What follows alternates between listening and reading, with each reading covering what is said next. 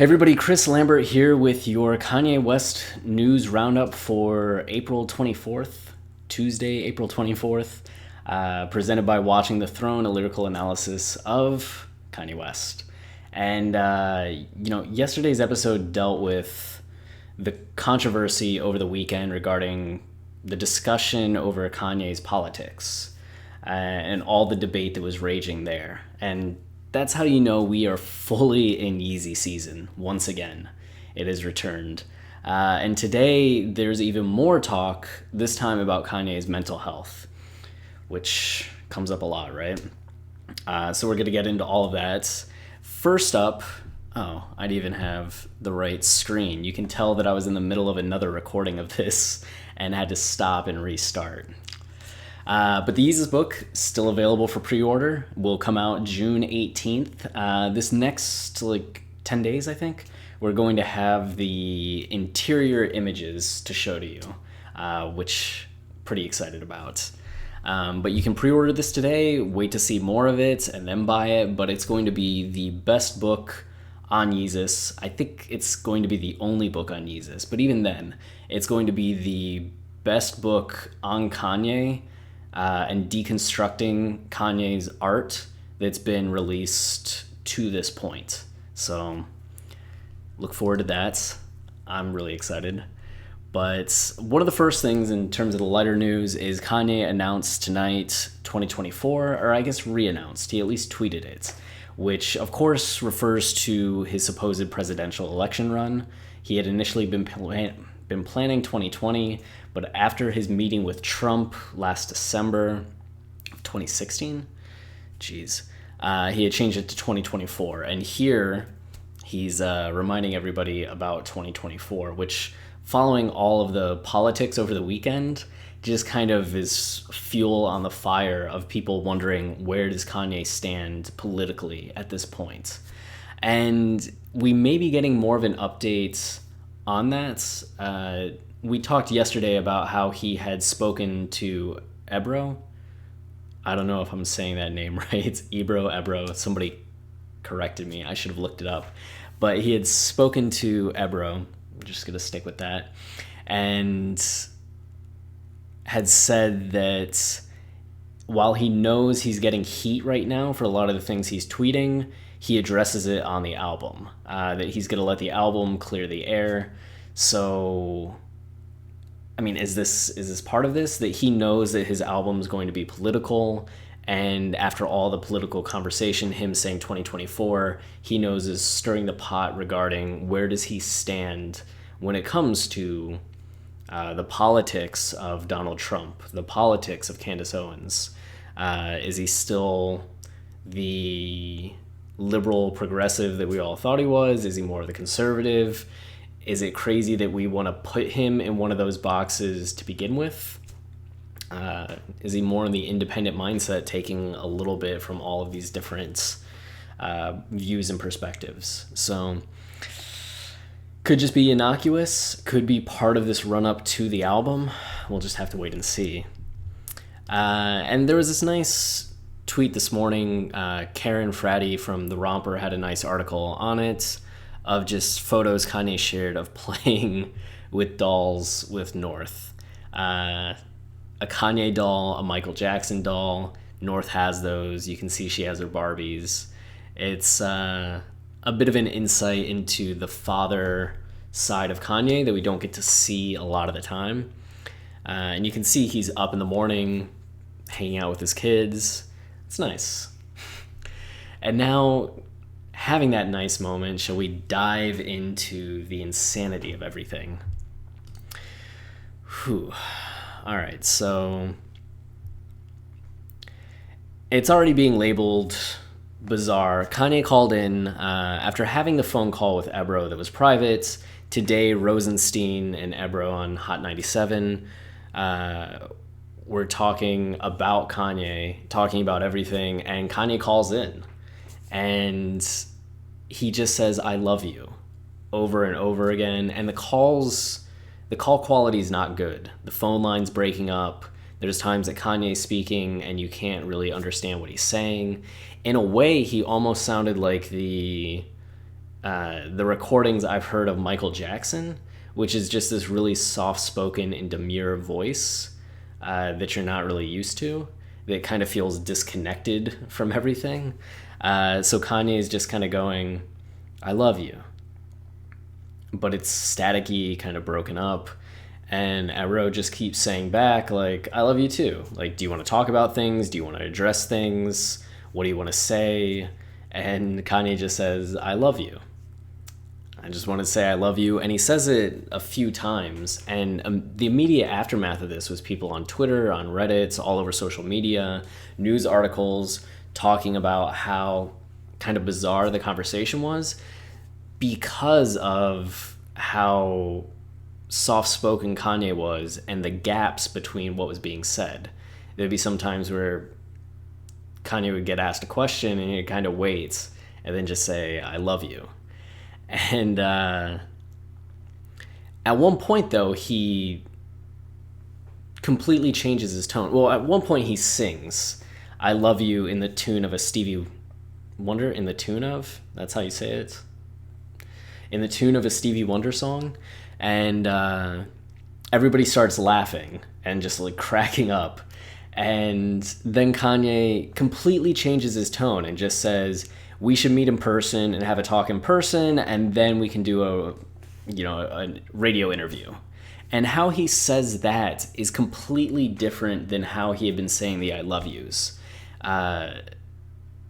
which led to speculation that he was just fucking around, right? He was acting a little bit stranger, and then he's just like, okay, that's done. We should meet in person, and then we can do the rest of it. And then the phone call ends, and kind of shitty. The follow-up is just Rosenstein,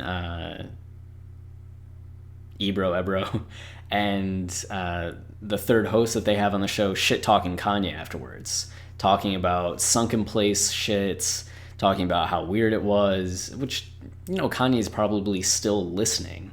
It just felt like, I don't know, I would have been pissed. If it was me and they just started talking about me like that after, maybe he knows them better and is just like, whatever, fuck it. But I don't know. I didn't like it. I didn't like it at all. So this article is one of many that got into that conversation today, and it kicked off, and this was earlier in the day that this happened, and it kicked off a big discussion about, in the wake of all of the weekend controversy regarding politics, and this phone call, is Kanye mentally well? Excuse me. Oh, but real fast. I gotta scroll down. I swear I had it queued up.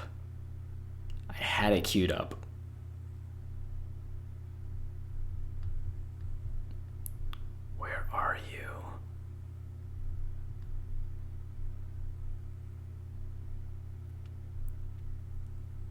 Finding it.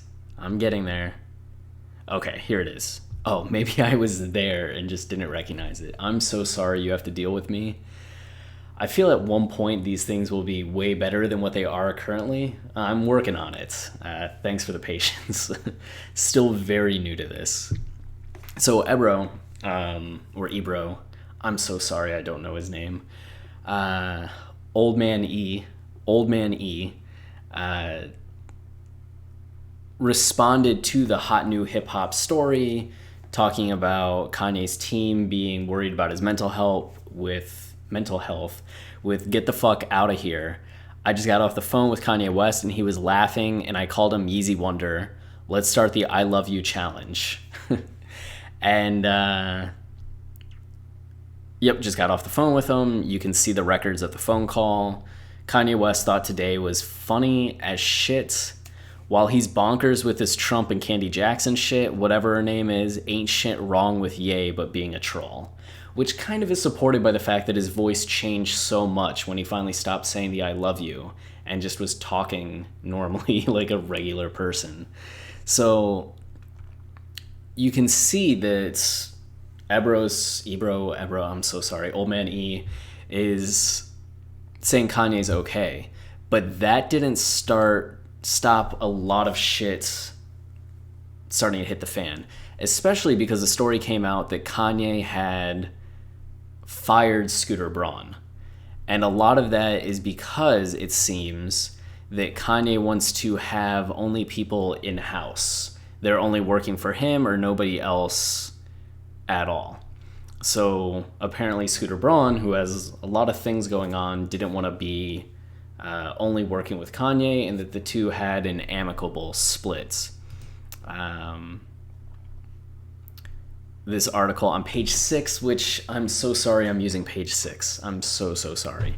But it gets into a little bit more of the details. That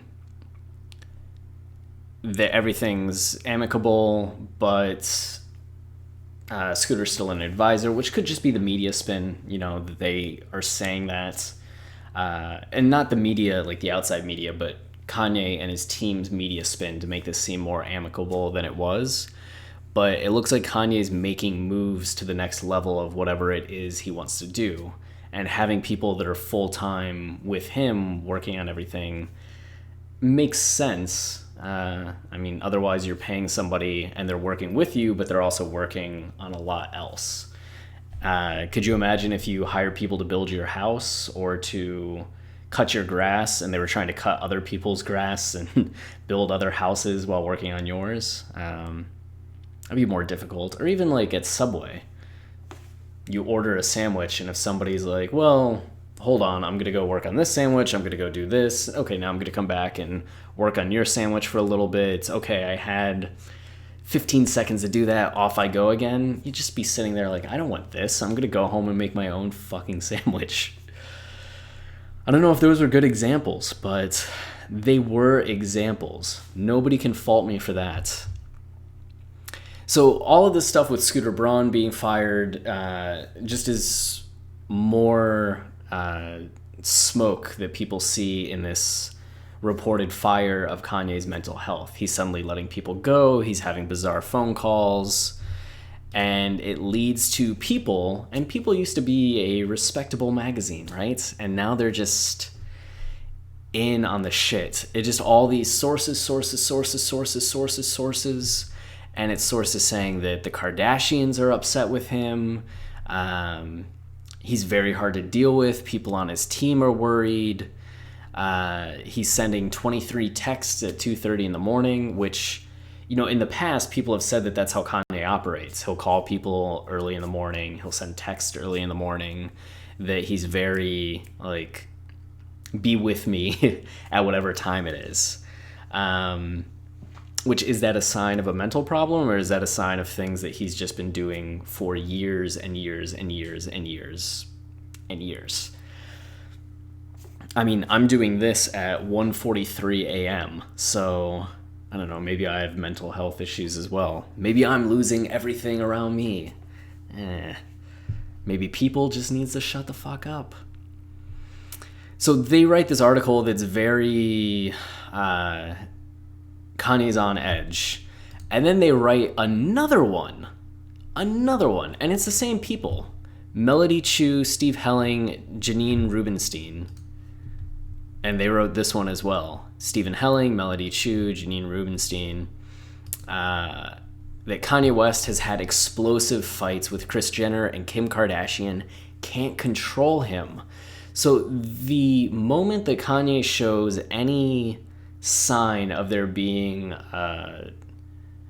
something mentally wrong in the public eye, you all of a sudden have every one of the sharks jumping on it and blowing it up to this next level of proportion, which is probably, on the one hand, something that Kanye is looking for at this time. He's a master of creating this media whirlpool around him before releasing music. And that's one of the reasons why him and Kim Kardashian get along so well, why he and the Kardashians in general get along so well, because their entire lives are built around how do we not only capture attention, but maintain attention and evolve and stay relevant. And I think that they've learned a lot from each other and have grown together in regard of just people and as professionals and what they do. And we saw a little bit of that with Yeezus, and we saw how amazing Kanye was with pulling all attention to him leading up to the life of Pablo. And now here we go again to where people just can't stop talking about Kanye in a way that I think is larger than what it's ever been before. Because before it was just music industry stuff, his feud with Taylor Swift, him getting a little bit into talking about society. But now that he's tapped into the whole political side of things, there's way more people involved in talking about Kanye and thinking about Kanye than maybe at any other time since the VMAs. And even then, that was only relative if you cared about Taylor Swift and Kanye West. I mean, in the current climate, way more people care about politics than Kanye West and Taylor Swift as musicians back in 2009, was it? So I just think that this is, one, insane. Like, I can't imagine. I was gonna say I can't imagine what it's like for Kanye, but even being a Kanye podcast, we've had 600 Twitter followers gained in the last month, and I think something like 200 or 300 of that are just in the last 10 days, all because of Kanye returning and the interest in Kanye. We just had our best podcast numbers in 2018 because Kanye's back and just all the interest in Kanye. And so it's not just on the media level, it's on just people looking for what's going on with Kanye. We're seeing rising numbers with our YouTube channel. And on the one hand, yay, that's exciting because, I don't know, it's nice to get some of that attention. But on the other hand, I think it's just, I'm only bringing it up to show the fact that, like, there's real movements and interest that Kanye is generating right now on a level that's even affecting ancillary sources like us. The man's very good at what he does. Very, very good at what he does. But following these articles by people, Kris Jenner tweeted out, "Lies, lies, lies, nope, not true." Which, on the one hand, you could argue that this is Kris Jenner trying to protect the family, protect their image. Of course, she's going to decry this. With everything with Kylie Jenner and Tyga, the whole family was saying, like, nope, just friends, nope, just friends, nothing going on there. And then Kylie and Tyga ended up having been a couple for a while. So is this just the same kind of spin and counter spin that we see Fox News do with so much news? And I know that might upset some of the conservative viewers, but Fox spins. That's just what they do. They do report some sides that the other news outlets don't, but a lot of what Fox reports is just taking what's bad and trying to make it look less bad. So is that what's going on here? I don't know. I guess we'll find out in time. But so you're having challenges to this notion very quickly that Kanye's mental health is struggling. From Kris Jenner herself, from Old Man E already telling people, like, no, not true, he talked with Kanye again. Charlemagne the God had just talked with Kanye the week before and said that Kanye was on, like, mentally was doing great, and the things that he was ready to talk about were awesome. Like, Charlemagne was saying he couldn't wait for people to hear what Kanye said when Kanye finally decided to speak.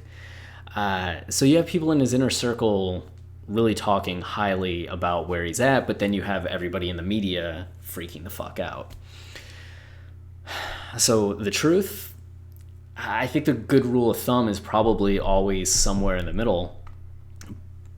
But I think with the history of the media these days, it's kind of hard to take anything that they're doing seriously. It's almost like a perfect, it lines up perfectly with the NFL draft that's going on right now, because there's all these lies and bullshits and conspiracy theories about who the number one pick is going to be. And every day it's just changing, and nobody actually knows shit, but they're just throwing everything at the wall to see what sticks, so then they can point back to it and be like, see, I was right. And I think a lot of that is going on here, where it's just they want to try to say whatever they can say right or wrong, so that if it ends up being true, like, look, we had it, we were right, we knew. There's going to be stories tomorrow that are probably like, Kanye's completely fine, don't worry about it, and it'll probably be written by fucking Melody Chu, Steve Helling, and Janine Rubinstein. But so in the wake of all of this, and this day that's already a chaotic day, later in the night, Malik Youssef, who's one of Kanye's longtime collaborators, says that he's going to address everything with Kanye on Friday. Tweets out, just got off the phone with my brother, Kanye West, and he is in good spirits. Always branding. Love is undefeated. Old man E, call me. This is my official statement. No sunken place. Yeezy world peace. Yeezy season. I don't know what PVTPLN means. DJ good music. We'll be addressing any and all concerns about this recent set of events through the lens of selfhood on this Friday. My dear goodness. My dear goodness is right. That's exactly how I feel talking about this all the goddamn time. Yo, wait. Nice. Tell him he needs to get on here and address this pro-Trump shit so I can get my fucking blood pressure together. Just want to give a shout out to Kanye Burley. I'm so bad with names. I'm so sorry. But, you know, we follow each other. It's nice to see somebody that's a Kanye supporter and that follows us on Twitter and that we have interactions with on Twitter, being the one that got Malik to respond to this. That's pretty cool. So, yeah, it seems like there's a lot of weird stuff going on right now, which feels kind of in line with, say, a reality TV show, and that just each day there's a new hook and a new development that keeps you going, what's going to happen next? And it just seems that we're building up to, say, a season finale with maybe an album dropping on June 1st. So it's just, I don't know, there's a lot of ways to view what's currently going on, and it really depends on just somebody's perspective on all of this. I mean, there are people that are thinking Kanye is now woke and red pill, like woke to conservatism and red pilled, and that he's now changed the politics that he's always had. There's people that just think that this is all publicity and this is just what Kanye does. There's people that think that this is mental decline and that he is going to have another episode like we saw at the end of 2016. There's people that just think it's Kanye being Kanye and not a big deal whatsoever. And there's people that have completely feel betrayed by him. There's people that now feel more connected to him than ever before. All over the place. I don't know how you're feeling. If you want to know how I'm feeling, it's more so that we just have to wait and see what happens. None of us know Kanye, right? And if you're watching this and you know Kanye, come on our podcast, talk about Kanye. You know, that'd be great. Or we'll send you a copy of the Yeezus book. We'll send Kanye a copy of the Yeezus book.